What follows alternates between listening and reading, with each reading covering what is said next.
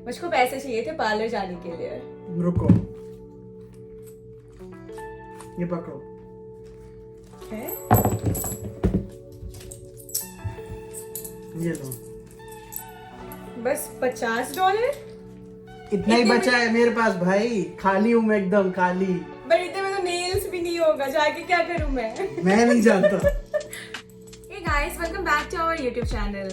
आज हमने सोचा कि हम एक वीडियो साथ में बनाएं जिसमें हम अपने कनाडा में हर मंथ हमारा कितना एक्सपेंस होता है, हमारे क्या क्या खर्चे हैं जो हम उन खर्चों से बच नहीं सकते और हमारा पॉकेट खाली कैसे होता है, तो ये हम शेयर करने वाले हैं। हमारा सबसे बड़ा खर्चा है हमारे घर का।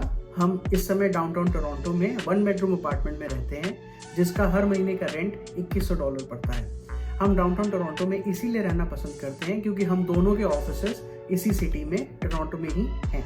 तो हमारे लिए घर से ऑफिस जाना, ऑफिस से घर आना, और ना ही जस्ट दिस, हमारा ग्रॉसरी, हमारा घूमना, सब कुछ टोरंटो के अंदर ही होता है जिसको हम पब्लिक ट्रांसपोर्ट से इजीली कम्यूट कर सकते हैं। और अभी हमने गाड़ी भी इसीलिए नहीं ली है, तो इसीलिए हमारा रेंट इस समय थोड़ा हाई है। हाँ, गाड़ी लेने की जरूरत नहीं लगी क्योंकि जो घर का लोकेशन है वो काफी प्राइम लोकेशन है, तो काफी कन्वीनियंटली सारी चीजें हो जाती है। फिर जो दूसरा सबसे बड़ा खर्चा है हमारा वो है ग्रोसरी का। तो ग्रोसरी में हम टोटल $400 से $500 के बीच में खर्च करते हैं। हर हफ्ते हम सिर्फ बेसिक सामान भी लें, जैसे कि चिकन हो गया, सब्जी हो गई, अंडे हो गए, दूध हो गया, ब्रेड हो गया, तो ये खर्चा भी मिला के कुछ नहीं होगा तो $100 हर हफ्ते हमें करना ही पड़ता है। तो इसीलिए इस हिसाब से हम महीने का $400 से $500 के बीच में हम खर्च करते हैं। प्लस कनाडा में MRP जैसा कोई कॉन्सेप्ट नहीं है। तो जैसे आप लोगों को इस समय टमाटर इंडिया में महंगे लग रहे होंगे, तो एक आधा किलो टमाटर कनाडा में किसी एक स्टोर में अगर $2 के मिल रहे हैं, तो यही किस दूसरे स्टोर में वही टमाटर आधा किलो हमें $3 या $4 तक के भी मिल सकते हैं। तो इसीलिए हम ट्राई करते हैं कि हम ऐसा स्टोर चूज करें जहां ग्रोसरी थोड़ी सी सस्ती हो, फिर भी कुछ भी कहिए, टोटल खर्चा हमारा महीने का $400 से $500 के बीच में सिर्फ ग्रोसरीज में लग जाता है। तो हमारे घर से फ्रेशको एंड नो फ्रिल्स दोनों ही पास में है, बट नो फ्रिल्स के लिए थोड़ा ज़्यादा चलना पड़ता है। फ्रेशको हमारे घर से like kind of 7 to 8 minute walking distance है, तो हम मोस्टली अपने महीने की जो ग्रॉसरी है वहीं से लाते हैं। नेक्स्ट जो हम सबसे ज़्यादा एक्सपेंसेस हमारे जहाँ पे आते हैं वो है कम्यूट। हाँ, कम्यूट पे आते हैं, बिकॉज डेली ऑफिस जाना होता है मुझको, इनको नहीं जाना होता है। मेरा तो वर्क फ्रॉम होम है, तो मैं तो घर में रहता हूँ। तो यहाँ पे कनाडा में हमें TTC यूज करना होता है, जिसके लिए हमें ये कार्ड मिलता है, प्रेस्टो कार्ड। तो इसको हम हर महीने रिचार्ज कराते हैं। तो मेरा हर महीने का $150 अराउंड आ जाता है क्योंकि मुझको डेली जाना है एक्सेप्ट सैटरडे संडे, और कभी छुट्टी रही तो। और मैं मुश्किल से $20 से $50 के बीच में कभी कभार खर्च करता हूँ जब मुझको इनके साथ कहीं घूमने जाना होता है। नेक्स्ट आता है हमारा मंथली बिल्स, जिसमें हमें फोन का bill, electricity bill, wifi, home insurance and laundry के लिए पे करना होता है। तो सबसे पहले बात करते हैं फोन के बिल की। तो मेरा फोन का बिल जो है कुछ नहीं आता है, बिकॉज मेरा फोन का बिल कंपनी पे करती है। बट हर्षिता के लिए हमने फाइडो का सिम ले रखा है जो कि high speed 5G internet service provide करता है। तो आई थिंक मुझको $35 अ मंथ देना होता है फाइडो के प्लान के लिए जो मैंने ले रखा है। उसमें मेरा काम इजीली हो जाता है बिकॉज घर पे वाईफाई है, ऑफिस पहुंच जाओ तो वहाँ वाईफाई है, देन ज़्यादा डेटा की ज़रूरत पड़ती नहीं है। मेरा डेटा हर महीने का ऐसे वेस्ट ही जाता है। इसके बाद आती है इलेक्ट्रिसिटी। इलेक्ट्रिसिटी को यहाँ पर हाइड्रो बोलते हैं। हाइड्रो का बिल हमारा हर महीने $60 से $100 के बीच में रेंज करता है। अब हाइड्रो बिल डिपेंड करता है कनाडा में वेदर के हिसाब से। समर्स में यूजुअली हाइड्रो बिल कम आता है जो कि $50 से $60 पड़ता है। विंटर्स में क्योंकि हमें हीटर चलाना होता है घर गर्म करने के लिए, तो हमारा इलेक्ट्रिसिटी का बिल जो है ज़्यादा आ जाता है, जो कि कभी $100 कभी $120 तक भी चला जाता है। इसके अलावा हमने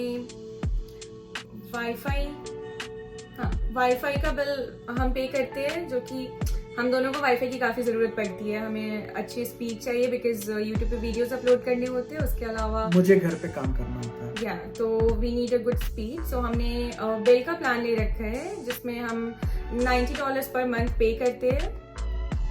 इसके अलावा अब थोड़े छोटे खर्चे जैसे है एक होम इंश्योरेंस और लॉन्ड्री। तो होम इंश्योरेंस यहाँ पे हमें कनाडा में अपार्टमेंट्स में ऑब्वियसली मैंडेटरी देना ही होता है, ताकि कभी घर में आग लग जाए, कभी घर जल जाए या घर में चोरी हो जाए तो उससे बचने के लिए एक इंश्योरेंस लेना ज़रूरी है।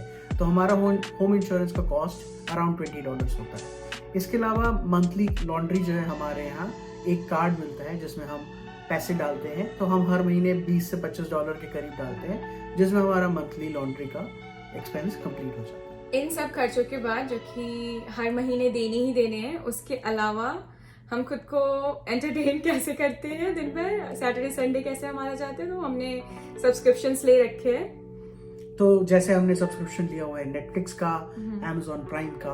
तो नेटफ्लिक्स में हमारे हर महीने $18 लगते हैं, Amazon प्राइम के हर महीने $9 लगते ही लगते हैं। इसके अलावा हम लोगों ने एक जिम मेंबरशिप भी ले रखी है, जो कि हम लोग जाते नहीं है, बट वो पैसा हमारा हर महीने कटता ज़रूर है। तो वो हमने $30 का जिम मेंबरशिप लिया हुआ है, दोनों का मिलाकर। इसके अलावा हम एंटरटेनमेंट में बाहर कभी मूवी देखने गए तो महीने की एक मूवी भी अगर मानिए तो हमारा $40 का टिकट का प्राइस लगता ही लगता है। बट कभी मूवी IMAX में देख रहे हैं या 3D मूवी देख रहे हैं तो वो $50 का भी 2 लोगों का टिकट हो जाता है। इसके बाद बात करिए बाहर के खाने की, तो बाहर हमने अगर किसी फैंसी रेस्टोरेंट में अच्छा खाना खाया तो 2 लोगों का मिनिमम $60 तो लगना ही लगना है।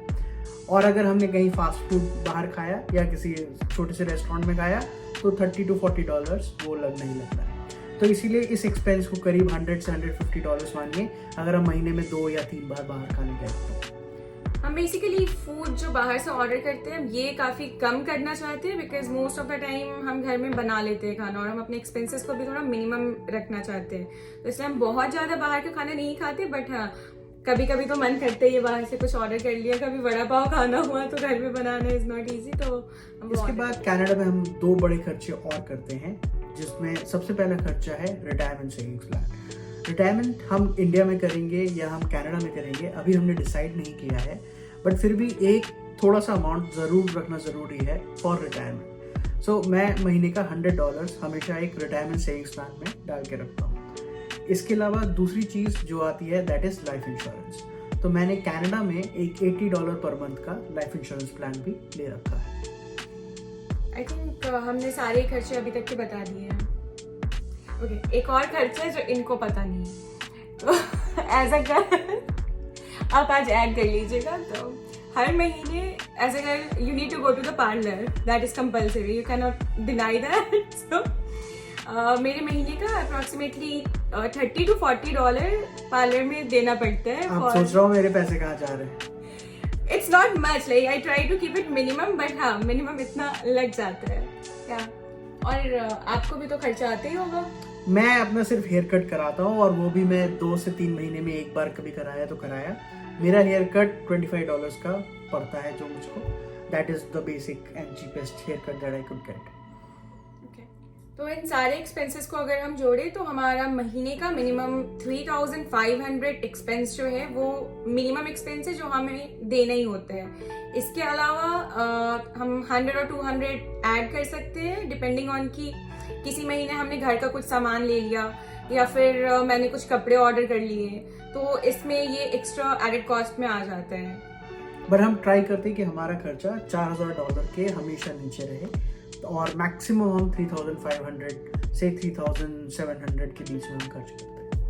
एंड आई डोंट थिंक कि कनाडा में हम इससे ज्यादा कम में कर सकते हैं महीने में। डाउनटाउन में रहते हुए आई डोंट थिंक कि इससे ज्यादा, अगर आप डाउनटाउन में रह रहे हैं तो आप इससे कम खर्चा आई डोंट थिंक कि 2 लोग कर पाएंगे।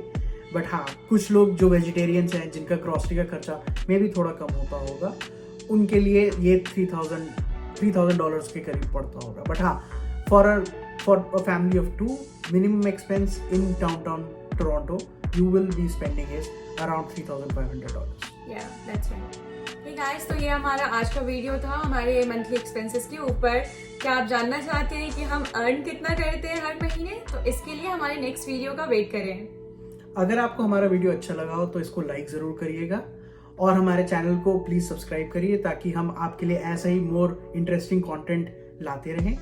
और अगर आपको कनाडा के बारे में कुछ और जानना हो तो कमेंट सेक्शन में ज़रूर कुछ ना कुछ टाइप करके हमें बताइए कि आपको कनाडा में क्या चाहिए। कि ये वीडियो आप सबको पसंद आया होगा और आपसे फिर हम नेक्स्ट वीडियो में मिलते हैं, तब तक के लिए बाय एंड टेक केयर।